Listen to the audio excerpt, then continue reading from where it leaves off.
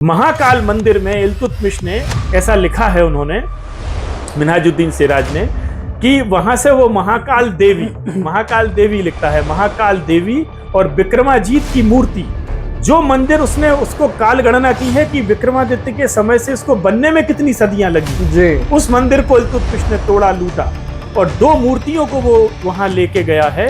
कहाँ? दिल्ली। और दिल्ली की जामा मस्जिद की सीढ़ियों पे डलवाया उसने, जहां से नमाजी उन पे चढ़ के निकलेंगे। तो आज आपने देखा कि इस्लाम की लूट कैसी थी और वो क्यों हमें जाननी चाहिए। और उसके बाद ये भी तो शुरुआत में कहा था कि हम तब से लेकर के आज तक बचे हुए नहीं हुए, बने हुए ही नहीं हुए, आगे बढ़ते जा रहे हैं। और उसकी कहानी वो 300 साल की आपको पता है। लेकिन तो आपने कहा कि आज भी कहीं कोई किसी कोने में दिख जाए, दिख तो रहा है।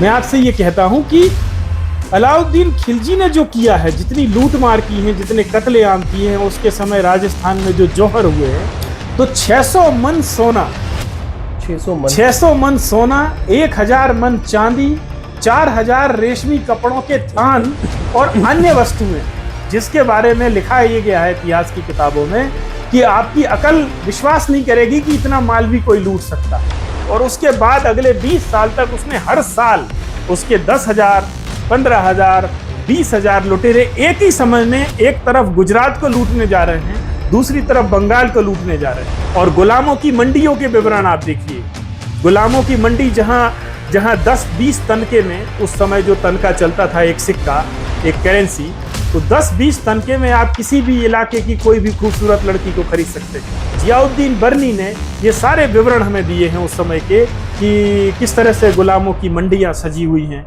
कैसे लोग वहां खरीदारी करने आ रहे हैं। और किसी दिन अमरोहा से ज्यादा लड़कियां आ गई हैं तो मंडी में दाम गिर गए। ये टाइटल हमारे इतिहासकारों ने थोपे हुए हैं।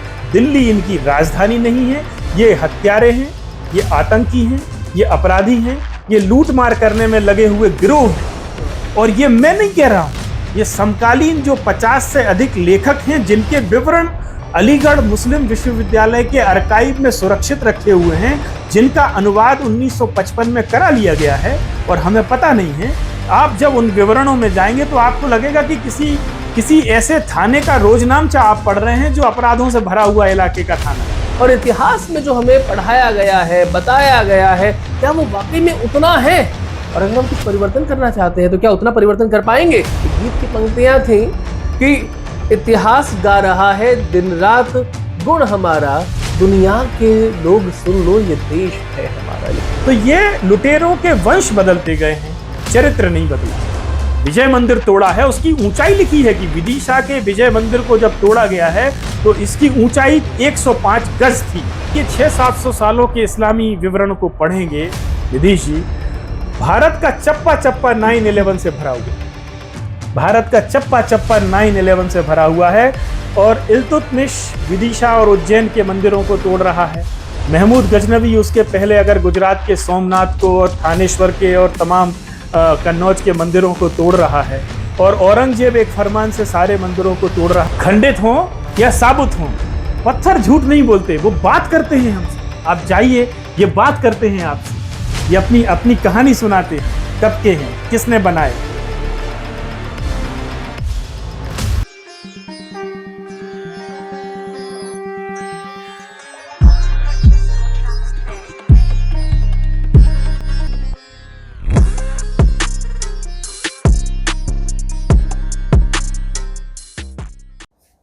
जम्बू द्वीपे भरत खंडे आर्यावर्ते भारतवर्षे। जम्बू टॉक्स देखने वाले हमारे सभी दर्शकों का बहुत स्वागत, अभिनंदन। मैं आपके साथ निधीश गोयल करता हूं आप सभी का यथोचित अभिवादन। इतिहास में जो कुछ होता है, हमें इतिहास की पुस्तकों के माध्यम से वो मालूम चलता है।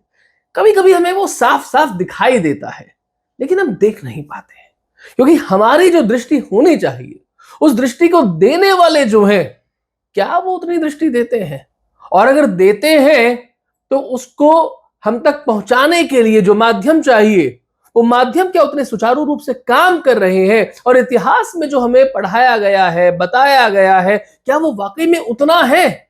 और अगर हम कुछ परिवर्तन करना चाहते हैं तो क्या उतना परिवर्तन कर पाएंगे जितना इतिहास बताता है हुआ है? एक गीत की पंक्तियां थी कि इतिहास गा रहा है दिन रात गुण हमारा, दुनिया के लोग सुन लो, ये देश है हमारा, लेकिन इस देश को हमने कितना अपनाया, इन सब के बारे में बात करनी पड़ेगी। और आज एक ऐसे व्यक्तित्व हमारे साथ में है जो कोई इतिहास की मनोहर कहानियां नहीं बताते, बल्कि किस तरीके से इस देश के लोगों ने 7वीं शताब्दी से लेकर के आज तक जितने आक्रमण हुए उन सब पर कैसे विजय पाई है, और आज तक आज हम बने हुए हैं। ये हमारी कहानी नहीं है, ये हमारी गाथा है। और उस गाथा को गाने के लिए, उसको एक पूरा उसका परिदृश्य आप तक प्रस्तुत करने के लिए हमारे साथ में है माखनलाल चतुर्वेदी, पत्रकारिता विश्वविद्यालय के कुलगुरु प्रोफेसर विजय मनोहर तिवारी जी। आपका बहुत स्वागत सर, अभिनंदन। कैसे हैं आप? नमस्ते निधीश जी, बहुत अच्छा हूं मैं। आप बताइए, आप कैसे हैं? मैं बहुत ठीक हूं। और उसके साथ साथ में आपने एक इतिहासकार के रूप में जो आपने पुस्तकें लिखी हैं और जो आप आज तक लगातार जो काम कर रहे हैं, मुझे लगता है कि उसका प्रतिसाद आज हमारे दर्शकों को, हमारे श्रोताओं को मिलने वाला है आज के इस पॉडकास्ट के माध्यम से। नहीं, थोड़ा बहुत पढ़ा है।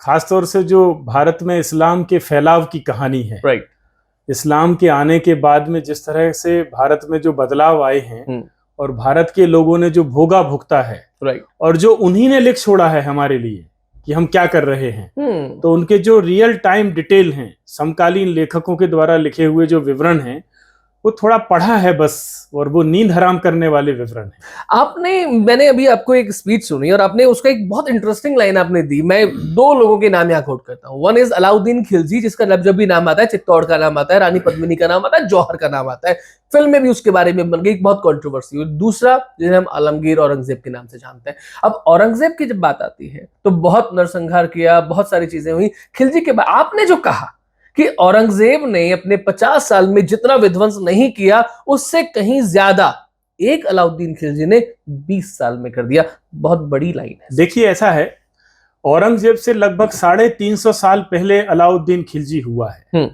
और पूरे इस्लामिक हिस्ट्री में भारत की औरंगजेब एक आखिरी प्लेयर है। राइट, उसने जो भी रन बनाए हैं, जो भी छक्के चौके इस्लाम की दृष्टि से शतक बनाए हैं, तो वो आखिरी प्लेयर है, इसलिए वो हमारी स्मृतियों में अधिक सुरक्षित है। ठीक है। और उसके समय के लिखे हुए जो डॉक्यूमेंट हैं और जो बाहर के यात्री भारत आए हैं और उन्होंने औरंगजेब के समय के जो घटनाक्रम लिखे हुए हैं, वो हमारी स्मृतियों में बनिस्बत उसकी तुलना में ज्यादा सुरक्षित और स्मरण में हैं, जितने कि उसके 350 साल पहले अलाउद्दीन खिलजी के समय के हमारे पास नहीं है। हमारी स्मृतियों में नहीं है, लिखा हुआ सब कुछ है, समकालीन लेखकों ने लिखा हुआ सब कुछ है। तो औरंगजेब को लगभग 50 साल का समय मिला भारत पर लदे रहने के लिए, भारत को कब्जे में अपने बनाए रखने के लिए। ये मैं इनको शासन नहीं कहता हूं, ये किसी रूलिंग क्लास के लक्षण नहीं थे जो भी ये 600-700 सालों में भारत में हुआ है। पहली बात तो दिमाग से ये स्पष्ट हो जाना चाहिए कि ये ठीक वैसे ही हमारे राजा या शासक नहीं थे जैसे इस्लाम के पहले भारत में राजा या शासकों की जो परंपरा रही है। कत्लेआम करना, लूट मार करना, अकारण युद्ध थोपना, गुलाम बनाना, आग जलाना, फसलें जला देना, लोगों का जीवन हराम कर देना, ये किसी शासक वर्ग के लक्षण नहीं होते। ठीक बात। तो ये मेरी दृष्टि में कोई बादशाह या सुल्तान नहीं है। ये हमारे इतिहासकारों ने ये टाइटल इनके सम्मान में लगाए इतिहास की किताबों में। औरंगजेब से 350 साल पहले हुआ है अलाउद्दीन खिलजी। 1296 में वो दिल्ली के तख्त पर बैठा, अपने चाचा और अपने ससुर का कत्ल रमजान के महीने में रोजे के दिन एक शाम को इफ्तारी के समय उसने गंगा के तट पर जलालुद्दीन खिलजी को कत्ल किया, बिल्कुल योजना बनाकर। अब आप जब उसकी पूरे उस कत्लेआम का विवरण पढ़ेंगे, एक मुस्लिम सो कॉल्ड रूलर अपने चाचा और ससुर जो दिल्ली का तख्त पर बैठा हुआ है उसको धोखे से कैसे कत्ल कर रहा है। रमजान के पवित्र महीने में शाम के समय जो इफ्तारी का है, रोजे का दिन है, और बूढ़ा जलालुद्दीन खिलजी मारा जाता है, उसका सर कलम करके पूरे अवध में घुमाया जाता है। और उसके बाद अलाउद्दीन खिलजी दिल्ली आते हैं और 1296 का वो साल है।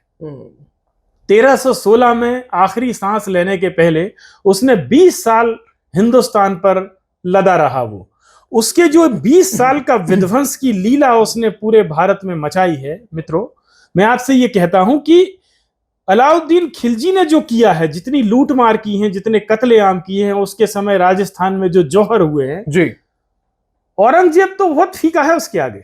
औरंगजेब के जो विवरण हैं वो मैं समझता हूं कि उससे कई गुना भारी है अलाउद्दीन खिलजी की लूट और उसके कत्लेआम जैसे। और ये सब कुछ इतिहास में दर्ज है। जैसे उसका पहला तख्त पर आने के पहले उसने जो देवगिरी पर आक्रमण किया है, तब तो वो दिल्ली में भी नहीं बैठा था। तब वो कड़ा माणिकपुर जो इलाहाबाद के पास में गंगा के किनारे एक छोटी सी रियासत थी। तो जलालुद्दीन ने अपने इसको दामाद को अलाउद्दीन खिलजी को कड़ा माणिकपुर का हाकिम बना के भेज दिया था। वहां का तहसीलदार था ये, और वहां से ये डायरेक्ट अटैक कर रहा है विदिशा में। मैं विदिशा का रहने वाला हूं। विदिशा में 1291 में दिल्ली के तख्त पर आने के 5 साल पहले वो विदिशा में अटैक कर चुका था। विदिशा में उसने मंदिर तोड़े, लूट मार की। और दुर्भाग्य देखिए कि वो अपनी डायरी में उसके लोग ये लिखते हैं कि विदिशा के लोगों ने उसको देवगिरी का पता बताया। ये कहा कि यहां तो कोई माल नहीं है जो माल देवगिरी में मिलने वाला है, तो यहां क्यों आए हो, वहां जाओ। तो विदिशा के लोगों ने, कितना शर्मनाक विषय है कि विदिशा के लोगों ने उसको देवगिरी का पता बताया, जो महाराष्ट्र में दौलताबाद के नाम से आज आप जानते हैं। देवगिरी में जब वो लूट के लिए पहुंचा है और हमला करने के लिए पहुंचा है, तो 600 मन सोना, 600 मन सोना, 1000 मन चांदी, 4000 रेशमी कपड़ों के थान और अन्य वस्तुएं, जिसके बारे में लिखा ये गया है इतिहास की किताबों में कि आपकी अकल विश्वास नहीं करेगी कि इतना माल भी कोई लूट सकता है। 600 मन सोना, एक मन सोना 40 सेर के बराबर होता है, 40 किलो लगभग आज के। अब आज आप जरा 600 मन में 40 का गुणा करिए और जितना वजन आता है, किसी ज्वेलर से जयपुर में बात करिए कि इसकी कीमत क्या है। मैंने 4 साल पहले इसका जो सोने का भाव था, लगभग 9,500 करोड़ का सोना अकेला।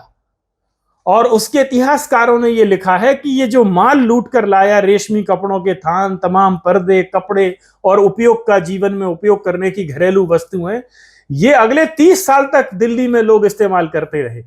ये अकेले अलाउद्दीन खिलजी की एक लूट का विवरण दे रहा हूं। तब तक वो दिल्ली भी नहीं आया था, तब तक दिल्ली का उसका खाता चालू नहीं हुआ था। दिल्ली में जो अकाउंट उसका 1296 में उसका जो काम शुरू हुआ तख्त पर बैठने के बाद, उसके 5 साल पहले की बात कर रहा हूं मैं आपसे, विदिशा की लूट की, और उसके बाद देवगिरी की लूट की, और उसके बाद अगले 20 साल तक उसने हर साल उसके 10,000, 15,000, 20,000 लुटेरे एक ही समय में एक तरफ गुजरात को लूटने जा रहे हैं, दूसरी तरफ बंगाल को लूटने जा रहे हैं, एक तरफ वारंगल को लूटने जा रहे हैं, दूसरी तरफ वो द्वार समुद्र कर्नाटक को लूटने जा रहे हैं। और वहां से जो लूट कर जो सामान ला रहे हैं दिल्ली में, बाकायदा 2 वेन्यू, दिल्ली के 2 स्थान दर्ज हुए हैं इतिहास की किताबों में, जहां उस लूट के माल की पूरी एग्जीबिशन लगाई जाती थी, प्रदर्शनी। दिल्ली में तब तक काबिज हो चुके अपने मुस्लिम सरदारों में अपनी शान बताने के लिए कि ये देखो, पिछले साल इतना लूटा था, गुजरात से इतना लूटा था, अब मैं वारंगल से इतना लूट के लाया हूं। मंडियां भी लगती थी, और गुलामों की मंडियों के विवरण आप देखिए। गुलामों की मंडी जहां 10-20 तनके में, उस समय जो तनका चलता था, एक सिक्का, एक करेंसी, वो 10-20 तनके में आप किसी भी इलाके की कोई भी खूबसूरत लड़की को खरीद सकते हैं। तो जियाउद्दीन बर्नी ने ये सारे विवरण हमें दिए हैं उस समय के, कि किस तरह से गुलामों की मंडियां सजी हुई हैं, कैसे लोग वहां खरीदारी करने आ रहे हैं, और किसी दिन अमरोहा से ज्यादा लड़कियां आ गई हैं तो मंडी में दाम गिर गए हैं। ये सारे विवरण, जैसे एक बिजनेस करेस्पोंडेंट आज किसी मंडी या शेयर मार्केट का जो भाव लिखता है, सेंसेक्स ऊपर नीचे हो गया। लेकिन दुर्भाग्य देखिए, स्वतंत्र भारत के इतिहासकारों ने अलाउद्दीन खिलजी की बाजार नीतियों की बड़ी चर्चा की है। एक जावेद अख्तर साहब का मैं पुराना वीडियो देख रहा था, और उसमें वो भी कहीं उन्होंने पढ़ा होगा, उनका कोई दोष नहीं है, हम सब ने उसी तरह का इतिहास पढ़ा है जो पूरी तरह से मिलावटी है, फैब्रिकेटेड है, बनाया हुआ है। तो उसमें अलाउद्दीन खिलजी की बाजार नीतियों की चर्चा है, और इनकी चर्चा कुछ इस रूप में है कि जैसे अलाउद्दीन खिलजी ने दिल्ली में बैठकर कोई कानून बनाया है बाजार की कीमतों को कंट्रोल करने का, और पूरे भारत में अगली सुबह से वो लागू हो गया, जीएसटी। जबकि अलाउद्दीन खिलजी की कुल रीच, उसकी पूरी पहुंच जो है वो दिल्ली के किले के बाहर नहीं थी। मैं ये कहता हूं कि दिल्ली कोई इनकी राजधानी नहीं थी, ये लुटेरे थे, इनका अड्डा थी दिल्ली, जो 600-700 साल तक अलग अलग झुंड बैठते रहे, एक को मारते काटते रहे, दूसरे आते रहे। तो दिल्ली इन लुटेरों का अड्डा थी, और इनकी रीच केवल अपने अड्डे तक थी। लूटमारी ये कहीं भी कर सकते थे, लुटेरे कहीं भी जाके अपना ऑपरेशन कर सकते हैं। साइबर के जमाने में तो कोई कहीं भी बैठकर किसी को भी लूट सकता है। लेकिन उसके लिए एक बड़ी सेना तो चाहिए। उसके लिए उस समय का जो सिस्टम था, इस रूप में उसको स्थापित करना कि उसने अगर दिल्ली के बाजारों में दो व्यापारियों को पकड़ के इसलिए सजा दे दी है कि वो कम तौलते हैं या ज्यादा कीमत लेते हैं, तो वो कोई ऐसी नीति नहीं थी जो उसी क्षण भारत के सारे राज्यों में लागू हो गई। कम्युनिकेशन के ऐसे साधन नहीं थे, कोई ऐसी नीतिगत निर्णय नहीं थे।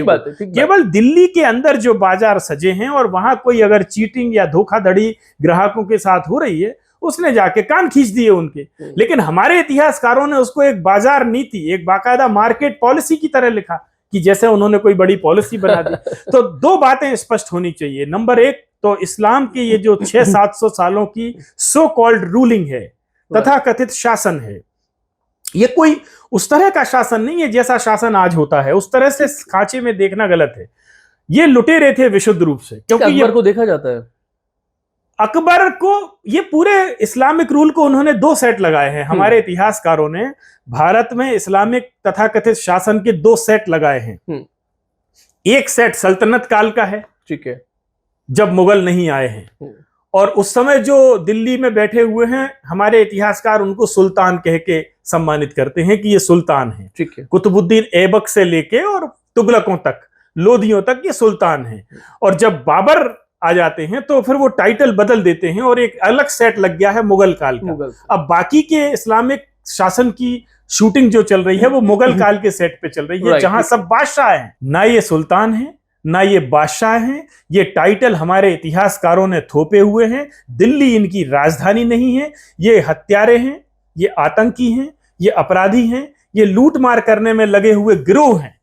और ये मैं नहीं कह रहा हूं, ये समकालीन जो 50 से अधिक लेखक हैं जिनके विवरण अलीगढ़ मुस्लिम विश्वविद्यालय के आर्काइव में सुरक्षित रखे हुए हैं, जिनका अनुवाद 1955 में करा लिया गया है और हमें पता नहीं है। आप जब उन विवरणों में जाएंगे तो आपको लगेगा कि किसी ऐसे थाने का रोजनामचा आप पढ़ रहे हैं जो अपराधों से भरा हुआ इलाके का थाना है। अपराधों से भरे हुए किसी इलाके के थाने के रोजनामचे में जो कहानियां दर्ज होंगी अलग अलग नामों से, ये रोजनामचे हैं पूरे इतिहास के। तो ये राजधानी नहीं हो सकती, अड्डे थे। इनके अड्डे थे, कभी खिलजियों के थे, कभी तुगलक के थे, उसके पहले गुलामों के थे, उनके बाद लोधियों के थे, फिर मुगल लदे रहे 200-250 सालों तक। तो ये लुटेरों के वंश बदलते गए हैं, चरित्र नहीं बदला। एग्जैक्टली। और ये यहाँ पर ये भी हमारे दर्शकों को समझना चाहिए, the so called secular India. हम जब बात करते हैं हमारे यहाँ फिल्में आती हैं, और कैसी फिल्में आती हैं जो बताती हैं कि वहां पर देखिए महिला शासिकाएं भी होती थी। रजिया सुल्तान आपने फिल्म देखी होगी, और किस धर्मेंद्र भी उस फिल्म में था वहां पर, और कैसे उस फिल्म को फिल्माया गया। एक बड़ा बजट उसके लिए लगाया गया, भव्य तरीके से उसे फिल्माया गया, दुनिया को बताया गया। रजिया सुल्तान किसकी बेटी थी? इल्तुतमिश। हम आज थोड़े उन लोगों के बारे में भी बात कर रहे हैं जिनके बारे में शायद आप उतना नहीं जानते, इसलिए we started with Alauddin Khilji. Iltutmish के बारे में देखो, इल्तुतमिश जो है ये दिल्ली पर और लाहौर पर कब्जा होने के बाद में ये दूसरे नंबर पे है, कुतुबुद्दीन ऐबक के बाद में। और ये खरीदा हुआ गुलाम था, इसलिए गुलाम वंश के कहलाते हैं। ये खरीदे हुए गुलाम थे, ये इनकी कोई रॉयल लीगेसी नहीं थी, कोई इनकी राजसी परंपरा शासन की नहीं थी जहां से ये शासन और प्रशासन को कुछ सीख समझ कर आए हों। ये खरीदे हुए गुलाम थे। इल्तुतमिश का नाम हम लोगों को इसलिए याद रखना चाहिए कि जैसा मैंने अलाउद्दीन खिलजी के बारे में बताया है, उसके पहले जब ये दिल्ली पे काबिज हुए तो पहले बैच के तुर्क थे इल्तुतमिश। इल्तुतमिश ने मालवा के जो महाकाल का मंदिर है जी, महाकाल का उज्जैन का जो मंदिर है, पहली बार उस मंदिर को, जो सदियों पुराना मंदिर था, उसको ढहाने वाला ये पहला इल्तुतमिश था। और जिस हमले में इसने मालवा को पूरे रौंदा है, मध्य प्रदेश के पूरे मध्य भाग को पूरा रौंदा है, गांव गांव के जो पुराने मंदिर खंडित पड़े हुए हैं, ये इल्तुतमिश की पहले हमले में ये सारे खंडित किए गए। उसमें विदिशा का विशाल विजय मंदिर शामिल है। 1234-1235 की जो हमला है इल्तुतमिश का, मतलब वो एक जैसी कहानी चल रही है। अगर आप उसमें केवल नाम बदल दें कि इल्तुतमिश महाकाल का मंदिर तोड़ रहा है या विदिशा का विजय मंदिर तोड़ रहा है, अब ये दोनों किसने डॉक्यूमेंट किया है? ये मिन्हाज सिराज ने किया। मिन्हाज सिराज अफगानिस्तान के इलाके से नौकरी करने के इरादे से दिल्ली आया। दिल्ली में उसको पता चला कि इल्तुतमिश तो ग्वालियर को घेरे हुए है, तो उस समय ये ग्वालियर को लूटने में लगे हुए थे। वो 1231 का साल था। ठीक है। फिर इसने इल्तुतमिश की फौज को ज्वाइन किया। ये अच्छा लेखक था, ये लिखता था, घूमता था, जगह जगह जाता था। तो इसने विदिशा और उज्जैन पर हुए हमलों को अपनी डायरी में लिखा है। उसने 1234-35 में जो विजय मंदिर तोड़ा है उसकी ऊंचाई लिखी है कि विदिशा के विजय मंदिर को जब तोड़ा गया है तो इसकी ऊंचाई 105 गज थी। आज आप उसके खंडहरों के बुनियाद पे जाके देखेंगे और कल्पना करेंगे कि इस बुनियाद के ऊपर अगर कोई मंदिर बना होगा तो उसकी लगभग ऊंचाई कितनी रही होगी, वो 100 गज से कम नहीं रही होगी। मीना सिराज ने लिखा है ये। महाकाल मंदिर को जब उसने ध्वस्त किया, सदियों प्राचीन पहले महाकाल मंदिर पर यह पहला इस्लामी अटैक था। 9/11 की घटना जो न्यूयॉर्क में हुई है जी, ये इसलिए हमारे स्मृतियों में अंकित हो गई कि उस समय तक ये लाइव रिकॉर्ड करने वाली टेक्नोलॉजी आ गई थी, कैमरे। ठीक है। और इन्होंने ये दर्ज किया कि किस तरह से हवाई जहाजों को बम बनाकर एक ट्विन टावर के अंदर घुसा दिया गया और वो ध्वस्त कर दिया गया। जब आप ये 600-700 सालों के इस्लामी विवरण को पढ़ेंगे निधीश जी, भारत का चप्पा चप्पा 9/11 से भरा हुआ है। भारत का चप्पा चप्पा 9/11 से भरा हुआ है। और इल्तुतमिश विदिशा और उज्जैन के मंदिरों को तोड़ रहा है। महमूद गजनवी उसके पहले अगर गुजरात के सोमनाथ को और थानेश्वर के और तमाम कन्नौज के मंदिरों को तोड़ रहा है। और औरंगजेब एक फरमान से सारे मंदिरों को तोड़ रहा है, बचे खुचे जो फिर से बन गए हैं। एक ही किस्म का पूरा पिक्चर चल रही है। उसमें कुछ किरदार हैं जो बदलते चले जाते हैं, जिनके नाम हुलिये वही है उनके, हुलिये वही है उनके, अपने मजहबी पहचान के साथ हुलिये वही हैं, नाम बदलते जाते हैं, घटनाएं वही चल रही हैं। लूटमार, कत्लेआम, जजिया, भेदभाव, मंदिरों का विध्वंस, अनवरत। ये 600-700 साल की पूरी कहानी ये है। महाकाल मंदिर में इल्तुतमिश ने ऐसा लिखा है उन्होंने, मिन्हाजुद्दीन सिराज ने, कि वहां से वो महाकाल देवी लिखता है, महाकाल देवी और विक्रमाजीत की मूर्ति, जो मंदिर उसने उसको काल गणना की है कि विक्रमादित्य के समय से इसको बनने में कितनी सदियां लगी जी। उस मंदिर को इल्तुतमिश ने तोड़ा, लूटा और 2 मूर्तियों को वो वहां लेके गया है। कहां? दिल्ली। और दिल्ली की जामा मस्जिद की सीढ़ियों पे डलवाया उसने, जहां से नमाजी उन पे चढ़ के निकलेंगे। अब देखिए ये घटना 1235 में हो गई। 1332 में इब्न बतूता मोरक्को से भारत आया है, दिल्ली आया है। मोहम्मद बिन तुगलक तब दिल्ली के तख्त पर बैठा हुआ है जी। जो खिलजियों की घोड़े साफ करता था। मोहम्मद बिन तुगलक के बारे में ये परिचय किसी को नहीं है। वो खिलजियों के अस्तबल में काम करता था। उसका पद नाम था आखुर बक। आखुर बक एक डेजिग्नेशन, उसका मतलब है अस्तबल में घोड़ों की देखभाल करना। तो घोड़ों को धोता था ये खिलजी के। और खिलजी के बाद में जब इसका बाप तख्त पे बैठा गयासुद्दीन तुगलक, तो मोहम्मद बिन तुगलक के समय में इब्न बतूता, जो मशहूर एक यात्री है मोरक्को का, ये जब दिल्ली आता है तो दिल्ली वालों से पूछता है कि ये बुत किसके हैं, ये कौन ने लाके यहाँ पटके हैं। तो उनको दिल्ली वाले जवाब देते हैं कि सुल्तान शमसुद्दीन इल्तुतमिश के समय ये उज्जैन पर हुए हमले में ये विक्रमाजीत और महाकाल के बुत हैं, ये जो लाकर यहाँ पटके गए। ये 600-700 साल की कहानी है, बहुत बड़ी कहानी है। और इस बड़ी कहानी में जब किरदार आते हैं, अकबर जैसे किरदार भी आते हैं, जिसे कि न भाई नवरत्न थे, बहुत सारे नवरत्न थे, और कुशल था, बुद्धिमान था, ये था, उसकी भी बड़ी कहानी है, उस पर भी कभी बात करेंगे। लेकिन आज उससे पहले एक और इंटरेस्टिंग बात आपके साथ करना चाहेंगे, जो आपने कहा था, मुझे बताया आपने, और मुझे बहुत बड़ी बात वो लगी जब आपने कहा कासिम के आक्रमण के बाद में 9वीं से 12वीं शताब्दी के बीच में भारत ने वो कौन सा देख लिया, भारत के लोगों ने, कि ये एक आक्रमण हुआ है, बप्पा रावल हमेशा नहीं रहेंगे, लेकिन एक बड़ी अमावस आने वाली है, और उसके लिए एक पुरुषार्थ करते। देखिए, भारत में जितने भी स्थापत्य के स्मारक प्राचीन भारत के हमें मिलते हैं, अधिकतर वो क्या है? वो कोणार्क का सूर्य मंदिर है, सन टेम्पल कोणार्क का है। बिल्कुल। वो उड़ीसा के जितने भी मंदिर हमारी स्मृतियों में आते हैं, जगन्नाथ स्वामी का मंदिर से लेकर और भी अनेक मंदिर वहां हैं। तो कोणार्क और जगन्नाथ स्वामी के मंदिर से लेके आप मध्य प्रदेश में चंदेलों के बनाए हुए खजुराहो के मंदिर कॉम्प्लेक्स में आइए, अनेक मंदिर हैं बचे हुए। वहां से आप आगे बढ़िए तो पाटन चले जाइए गुजरात में, वहां जो भी खंडहर हमें मिलते हैं, रानी की बाव एक बड़ा स्मारक है, ठीक है। फिर आप दक्षिण भारत में चले जाइए तो वारंगल के अनेक अवशेष आपको स्थापत्य के मिलते हैं। आपको तमिलनाडु तो भरा पड़ा है, श्रीरंगम, मदुरई, तंजौर, रामेश्वरम, चिदम्बरम, जी जी ये सारे मंदिर, वैभवशाली मंदिर, ये सारे आपको मिलते हैं। धार, मांडू और उज्जैन में आइए जो परमारों की राजधानी रही है, जी। तो ये 9वीं से लेके 12वीं सदी के ही सारे निर्माण कार्य हैं। पत्थरों पर स्थापत्य के ये बेमिसाल जो नमूने रचे गए हैं, ये ज्यादातर 90% जो हैं ये 9वीं से लेके 12वीं सदी तक बनाए गए हैं। 300 साल। और जब आप इन 300-400 साल की हिस्ट्री में चल रहे इन मेगा प्रोजेक्ट्स की हिस्ट्री में जाएंगे, ये जो राजकुल भी बना रहे हैं, उड़ीसा में जो राजकुल है वहां जो बना रहे हैं, तमिलनाडु में राजा राजा चोल हैं वो बना रहे हैं, इस पूरे इलाके में परमारों का राज्य है वो बना रहे हैं। आप जरा जबलपुर की तरफ जाएंगे तो वहां कलचुरी राजाओं का शासन है, वहां भी वैसे ही मंदिरों का निर्माण चल रहा है। आप बुंदेलखंड में जाएंगे तो चंदेलों के समय में वही निर्माण कार्य चल रहे हैं। तो प्रतिहारों, परमारों ने ये जो महान निर्माण कार्य पूरे देश में किए हैं, 9वीं से लेके और 12वीं सदी तक हुए हैं ये।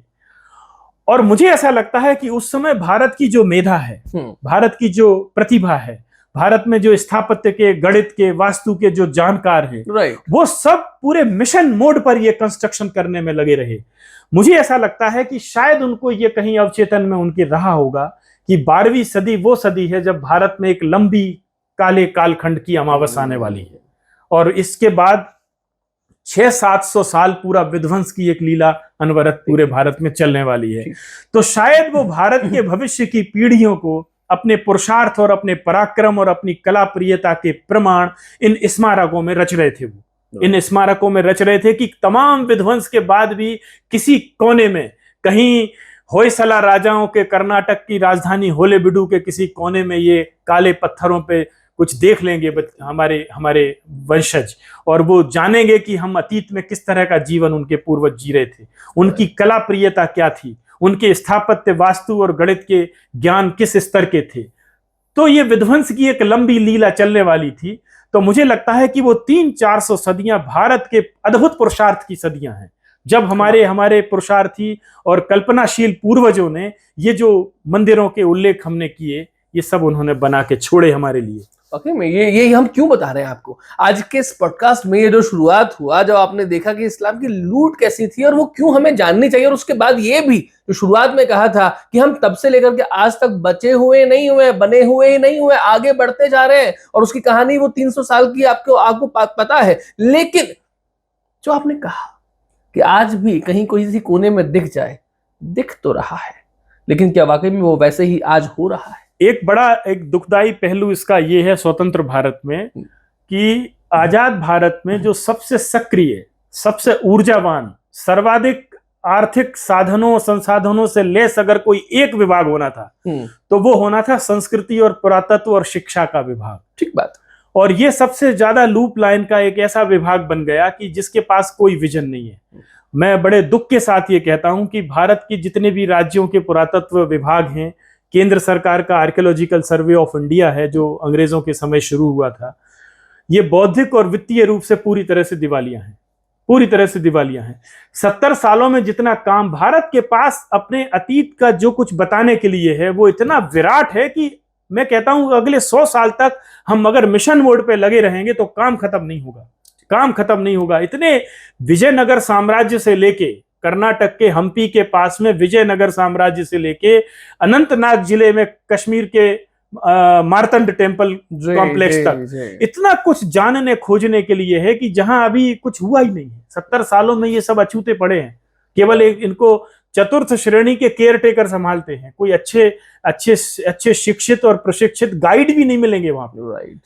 हमारा आर्कियोलॉजी डिपार्टमेंट के अंदर कोई जॉब की अपॉर्चुनिटी नहीं है। पिछली भर्तियां कब हुई थी ये खोज का विषय है मीडिया के लिए, कि आर्कियोलॉजी के विभाग में पिछली बड़ी भर्तियां कब हुई थी, इनके पास कौन सी टेक्नोलॉजी है। आपने जो बुक लिखी उसमें आपने उदयपुर के बारे में अभी भी बताया। उदयपुर ये राजस्थान का प्रसिद्ध उदयपुर नहीं है, ये मध्य प्रदेश का एक उपेक्षित उदयपुर है, और ये 10वीं और 11वीं 12वीं सदी में एक बड़ा शहर रहा होगा। ये भोपाल से केवल 150 किलोमीटर दूर है, और ये परमारों की सीमा थी, परमार राजवंश की उदयपुर सीमा थी।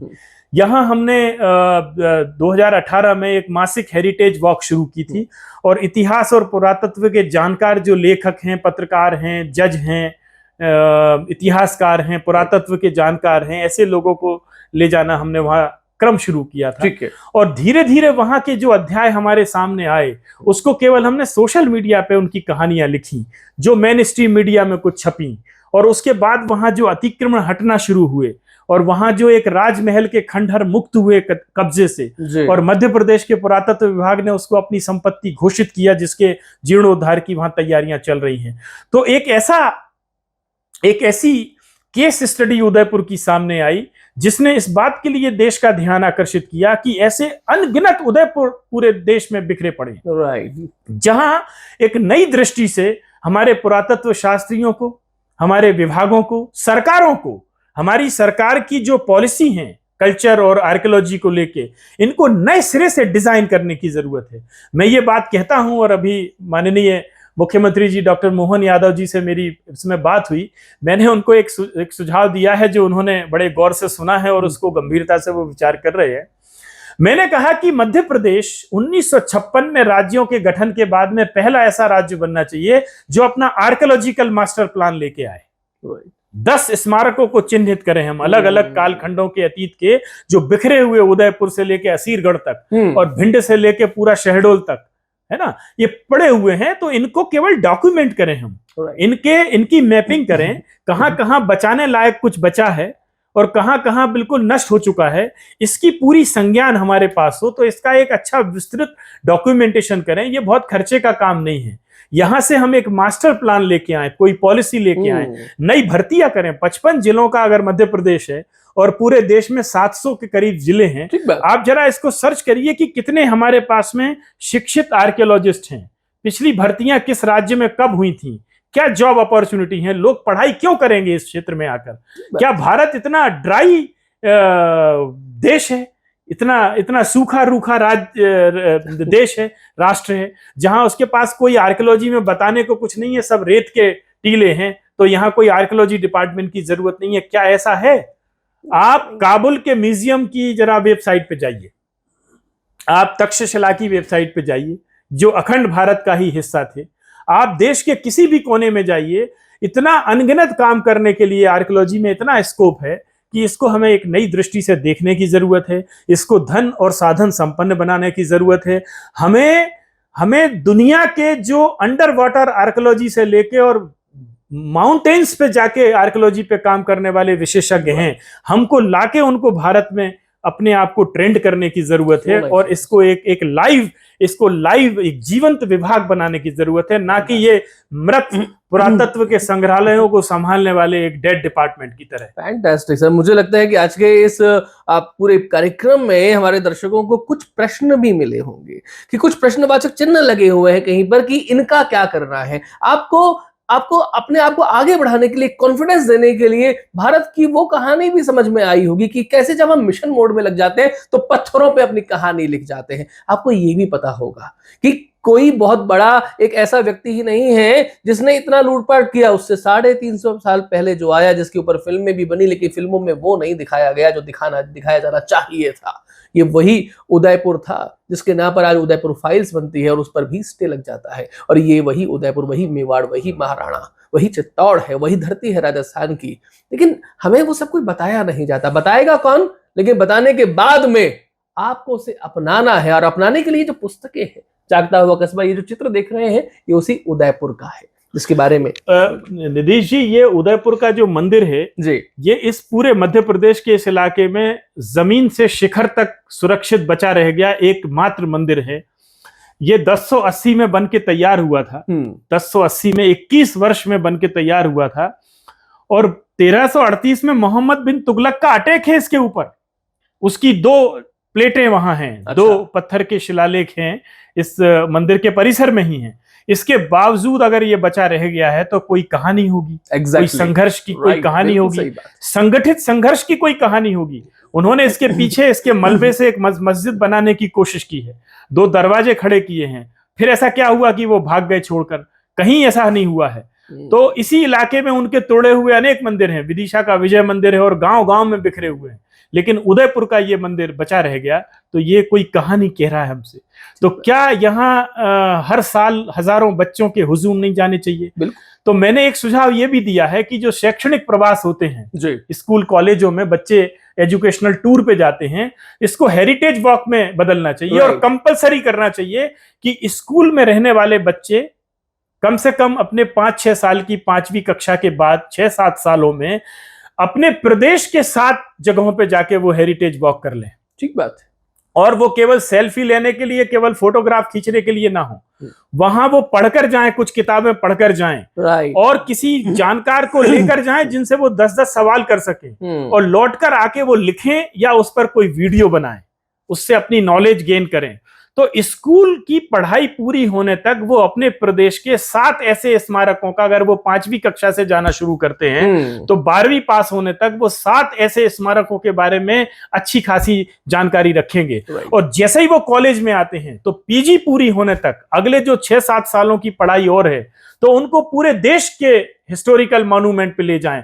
वो नालंदा विश्वविद्यालय जाएं, वो हम्पी के खंडहरों पे जाएं, वो कश्मीर के मारतंड के मंदिर के खंडहरों पे जाके सवाल करें, पूछें, लिखें। अब उसके बाद वो भले ही मेडिकल की पढ़ाई में चले जाएं, वो डॉक्टर बने, इंजीनियर बने, एमबीए करें, कहीं भी कुछ भी जॉब में चले जाएं, पॉलिटिशियन बने, सिविल सर्विसेज में जाएं, लेकिन कॉलेज की पढ़ाई पूरी करने के बाद वो देश के कम से कम 15 स्थानों की ऐसी हेरिटेज वॉक कर चुके होंगे। हो सकता है कि ये 15 हेरिटेज वॉक उनको देश के, हमारे सांस्कृतिक वैभव के बारे में, हमारे समृद्ध इतिहास के बारे में, हमारी परंपराओं के बारे में, हमारे स्थापत्य के बारे में कुछ बेहतर नॉलेजेबल बना पाएंगे, कुछ ज्ञान उनको दे पाएंगे। ठीक बात है। मुझे लगता है कि आज के कार्यक्रम में आपके रूप में, प्रोफेसर विजय मनोहर तिवारी जी के रूप में हमें कई सारे व्यक्ति देखने को मिले हैं।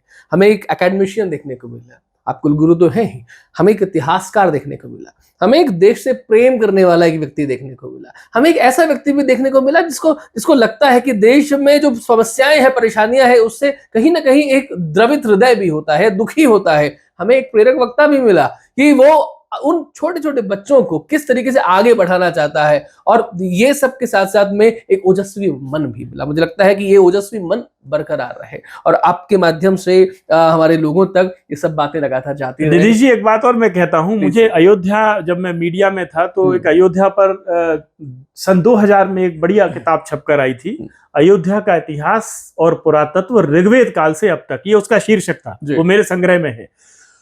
ये स्वराज प्रकाश गुप्ता और ठाकुर प्रसाद वर्मा, ये 2 बड़े लेखक हैं जो आर्कियोलॉजिकल सर्वे ऑफ इंडिया में थे और इन्होंने ये पुस्तक लिखी थी। इसमें अयोध्या की अद्भुत झांकी है, उसमें पुरातात्विक दृष्टिकोण से भी है और शास्त्रों में, विदेशी यात्रियों की डायरियों में अयोध्या कहां कहां चित्रित हुई है, इसके बेहतरीन विवरण थे। इसकी समीक्षा करने का मुझे अवसर मिला था।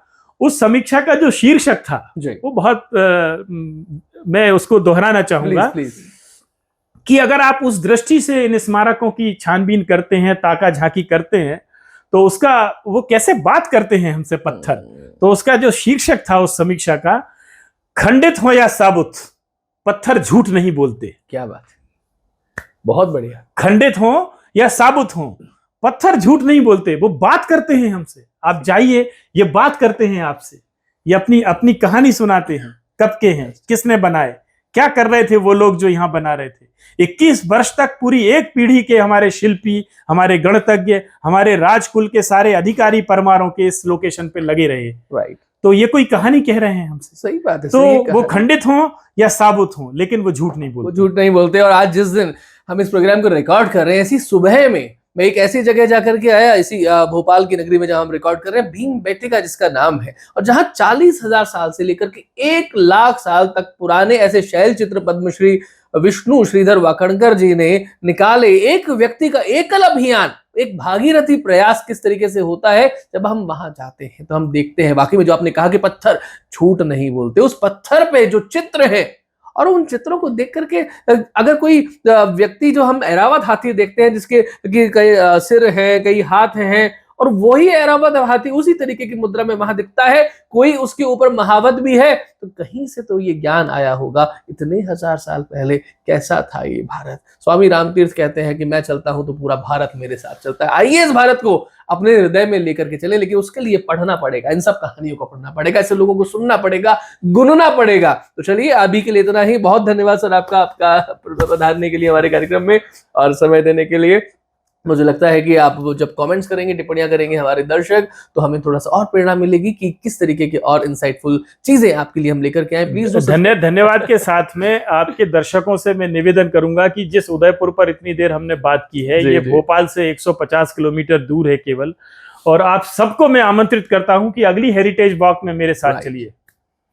फैंटास्टिक, आपको इनविटेशन मिल चुका है, तो अब तो आपको आना ही चाहिए। तो उदयपुर भारत में कई है और उस उदयपुर के लिए आपको बुलाया जा रहा है, तो जरा आइए, थोड़ा साथ चले। वो कहते हैं चरे वेती, यही तो मंत्र है अपना, नहीं थकना नहीं रुकना, सतत चलना, साथ में चलेंगे, बात करते हुए चलेंगे, इतिहास की पत्ते खोलते हुए चलेंगे। Please do subscribe the channel Jambu talks.